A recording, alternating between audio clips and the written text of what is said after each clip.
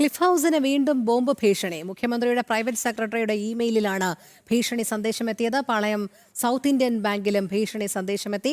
സ്ഥലത്ത് bomb squad പരിശോധന നടത്തുന്നു. പ്രജിത്ത് മോഹനൻ ചേരുന്നു. പ്രജിത്ത്, ഈ ബോംബ് ഭീഷണി സന്ദേശം വന്നത് മുതൽ പരിശോധന തുടരുകയാണ്. അതിന്റെ ഒരു ഉറവിടം കണ്ടെത്താനായിട്ടുണ്ടോ? മുഖ്യമന്ത്രിയുടെ ഔദ്യോഗിക വസതിയായ ക്ലിഫ് ഹൗസ് നേരെയാണ് വീണ്ടും ബോംബ് ഭീഷണി ഉണ്ടായിരിക്കുന്നത്.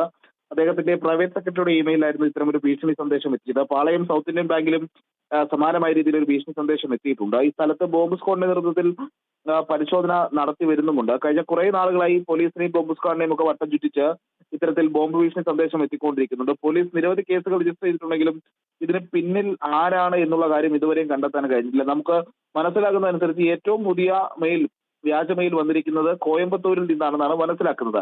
ഇതിനു മുൻപും ഇതേ മെയിൽ ഐഡിയിൽ നിന്നുള്ള ഭീഷണി സന്ദേശങ്ങൾ വന്നിട്ടുണ്ട് എന്നുള്ളതും പോലീസ് പറയുന്നു. അതേസമയം നേരത്തെയും ഈ ക്ലിഫ് ഹൗസിനും തിരുവനന്തപുരം ജില്ലാ കോടതിക്കും ഒക്കെ ബോംബ് ഭീഷണി നേരിട്ടതാണ്.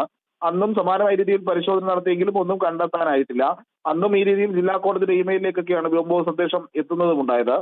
എന്തായാലും ഈ കുറെ നാളുകളായി ഇത്തരത്തിലുള്ള വ്യാജ ഇമെയിലിൽ നിന്നുള്ള സന്ദേശങ്ങൾ കേരളത്തിലെ വിവിധ ഭാഗങ്ങളിൽ ബോംബ് ഭീഷണിയുമായി ബന്ധപ്പെട്ട് വരുന്നുണ്ട്. പക്ഷേ ഇതിന്റെ ഒന്നും ഉറവിടം കണ്ടെത്താൻ കൃത്യമായി പോലീസിന് പലപ്പോഴും കഴിയുന്നില്ല എന്നുള്ളൊരു പ്രശ്നവും നിലനിൽക്കുന്നുണ്ട്. രോഹിണി.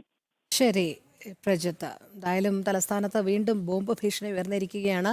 ക്ലിഫ് ഹൗസിനും സൗത്ത് ഇന്ത്യൻ ബാങ്കിനും നേരെയാണ് ഇത്തവണ ബോംബ് ഭീഷണി വന്നിരിക്കുന്നത്. പോലീസിന് കൃത്യമായൊരു ഉറവിടം കണ്ടെത്താൻ കഴിഞ്ഞിട്ടില്ല എന്നുള്ളത് തന്നെയാണ് മനസ്സിലാക്കാൻ കഴിയുന്നത്. പ്രജിത്ത് മോഹനാണ് വിവരങ്ങൾ നൽകിയത്.